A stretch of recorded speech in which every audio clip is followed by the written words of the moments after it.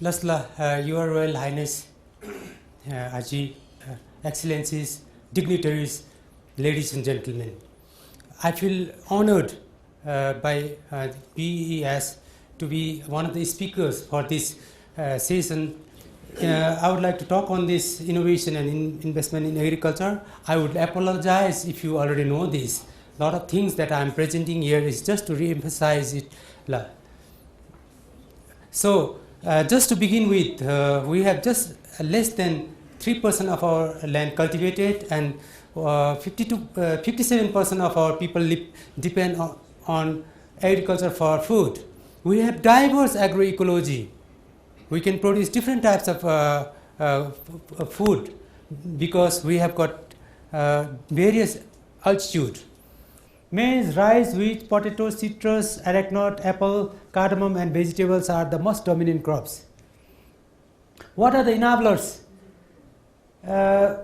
More than 1,700 kilometers of irrigation channel has been constructed by the end of 12th 5-year plan, and similarly 1,200 power tillers were distributed in 11th 5-year plan, which together help in mechanization of our farm and to deliver inputs and to transfer farm produce. There are more than 11,000 kilometers of farm route constructed, and we have also Ministry of Agriculture has also constructed about 19,000 kilometers of electric fencing to guard the agricultural crops.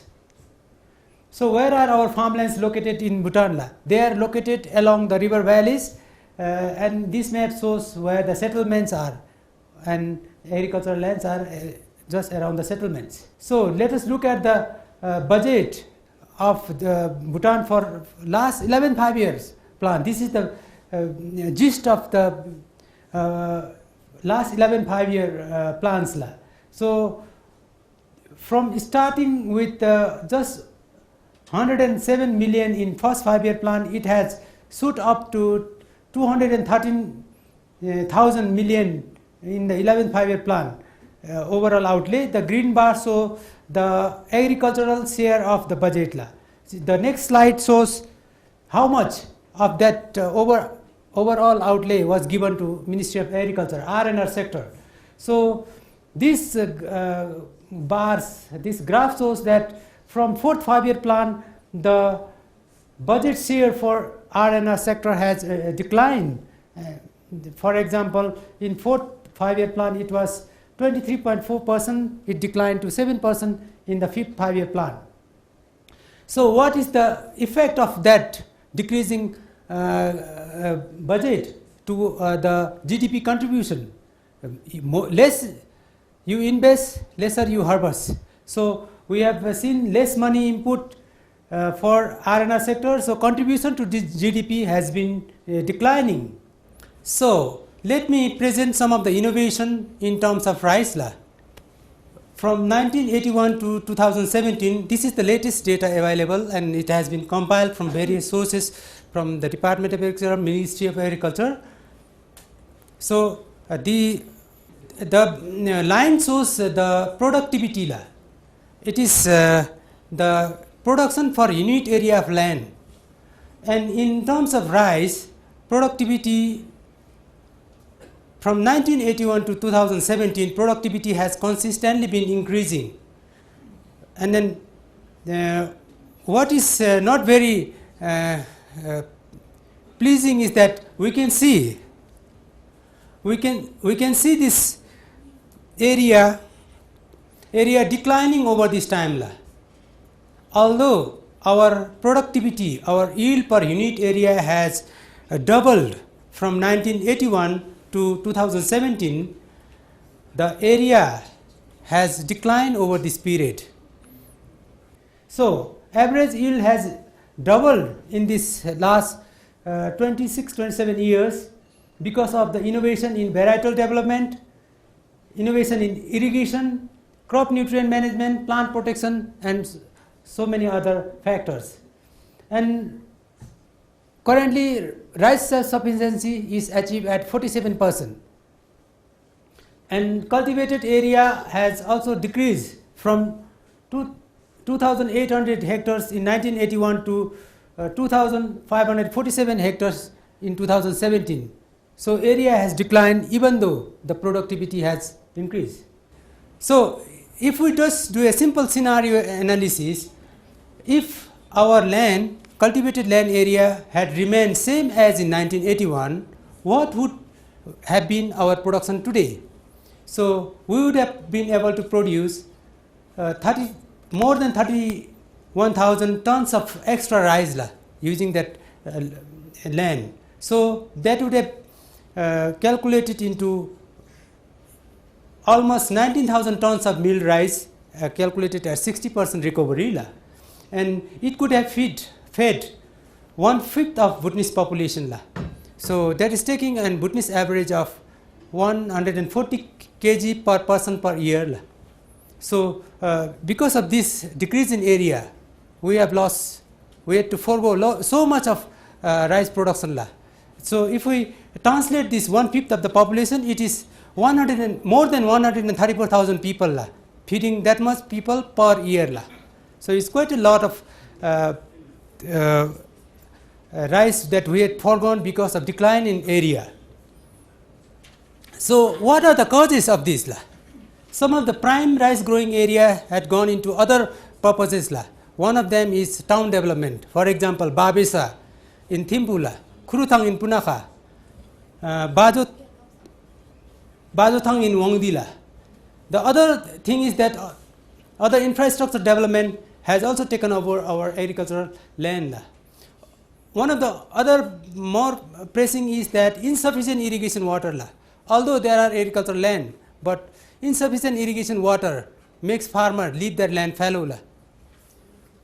And the emerging and more pressing issue is this human-wildlife conflict, which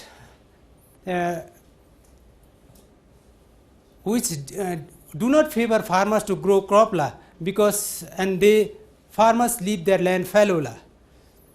And other one is shortage of farm labor as well. So let me present you one of the oilseed example.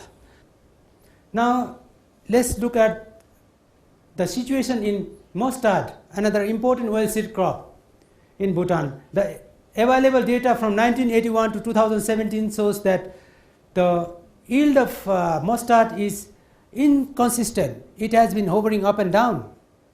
And then we can see, like rice, the blue bars are shrinking as we go towards 2017 from 1981. So area under cultivation has been decreasing. One of the surprising thing that as an agriculturist is that we are only 3% self-sufficient in edible oil. We have a lot of resources, and I think we can do better. So investments and innovations urgently needed in this to revive this oil, mustard and oil crops. So I would also like to, by the way, National Potato Coordinator, I would like to present something on potato as well. Potato is one of the very important commodity in Bhutan. It contributes directly through consumption. And encouraging thing about potato is that we are little bit biased about rice. We are culturally attached to rice, and we only promote rice and forget potato. And good thing is that Bhutanese people are picking up potato. We were eating 5 kg per person per year in 1970s. Now in 2006 it has gone up to 40 kg per person per year, and we are predicting that it might reach 60 by 2020. So that means potato can contribute to food security similarly or complement with rice, and it generates cash to purchase rice. Sometimes when we do development activities, I was arguing with some of my colleagues saying that for farmers of Ha and Buntang, I think potato is rice, and potato is indirect food crop. They have to grow potato, sell potato and buy rice. So when we do this, maybe we need to consider a development agenda for potato as well. And this commodity has acted as catalyst to transform Bhutanese agrarian economy to market oriented economy. This is one of the widely traded commodity in Bhutan. And in 2016, it generated 450 million nultrum through export only. So I think it is one of the very important crop. So where is potato grown in the Bhutan, in the country? So potato is grown across the country in all 20 Dzongkhaks, and we can see Dzongkhaks that are marked in green is where maximum productivity is achieved. So Bumtang, Wongdifodang, Thimpu and Chuka, the yield is more than 14 tons per hectare, while other Dzongkhaks are lower. The longer the bar, more is the production in the Dzongkhak. So Wongdifodang tops the list, followed by Bumtang, Mongor, Chuka and other Dzongkhaks. So comparative yield, how are we in terms of yield in the region? Bangladesh stands at about 20 tons per hectare, and India is higher than Bangladesh. Well, Bhutan, our productivity is only 10 tons per hectare. Even if we cannot compare with Bangladesh and India, we could do similar to Nepal, achieve at least 4 more tons per hectare, because we are in similar agroecological zone. In 21 locations across the country, we observed that this new potato variety originated from International Potato Center in Peru did manage to survive late blight disease, which is the major potato constraint in Bhutan, and other potato variety which is called NKK, Nasifel Kewaka, also could withstand this disease. In Bhutan, potato late blight is a major issue, and we are really proud to present here that we have answers to some of the problems. The other thing is this Ishemap is also high yielding. It produces 2 times the current yield of the current variety. And also other thing is that our youngsters and youth, they are not consuming greens, vegetable, sak, jas, mijai. Then I think one of the innovations about this variety is that this variety also contains iron, zinc and vitamin C. I think it may answer some of the malnutrition issue of our children. So I'm just going to bring back those budget figures and likely consequences. The likely consequences, I have hypothesized that the decrease in budget share, like for example 7% in 5th 5-year plan from over 23% in 4th 5-year plan, could have had decreased share of RNR GDP contribution. And this decrease, I think it is because there is decrease in area, cultivated area of the crops. And rural urban migration has increased because our farm labor is decreased because people have moved to the town, our households and farms are abandoned, and then we have overcrowded cities, and then also causing unemployment in the town. So other challenges, we do have many other agricultural challenges. Declining soil fertility is one of them. For crop production, if we do not feed our soil, we cannot produce more. Because soil erosion, because we are in slopey terrain, and then soil fertility is eroding. And then we should have appropriate technologies to maintain our soil fertility. One of the most pressing issues is about phosphorus declining, because potassium, nitrogen we can bring, potassium we can do because our parent material is potassium based. So one of the pressing issues is phosphorus declining, and other one is climate change. RNR sector is going to face the biggest pinch of climate change, because suitable crops today may not be suitable in 10 years. because of climate change la, because of change in drought, change in heat tolerance level of the crop la. So we need to, these are some of the issues la, pressing issues. And then institutional, we have lost focus in agriculture research and development. An example is dissolution of Council of R&R Research of Bhutan la. So agriculture research is a very long term investment la. To release one potato variety, one crop variety, we take about 8 years la. And if we just if we needed a new variety 10 years from now, I think we have to start now la. So what should and what can we do la? I would like to request here la, policy makers, donors, generous donors, policy makers, investors la, foreign direct investors, farmers, private investors, to reimage agriculture la, to reconsider agriculture la, to reprioritize food production as a key development agenda la. Because we can live without mobile phones and lights la, but we must live la. We must eat to live la. Invest more on agriculture research and development on a priority basis la.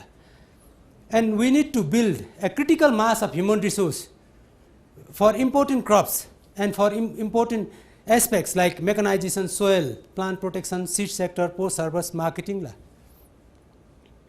And we need to strengthen and provide relevant research and development institutions la, and infrastructures la. And build and strengthen agro industries la, for value addition which could create employment la. Other thing is that we need to promote agriculture enterprise development as a commercial venture so that our youth can be employed la. And one of the other thing is the issues that I have highlighted are, I think, if we want to achieve our gross national happiness philosophy, I think we have to address some of the issues that I have highlighted. And also at the end, I think if we do not produce more food, we need to depend on import for food. If we are too dependent on import, it will not just hamper and jeopardize our food security, it might have implications for national security as well. Thank you very much.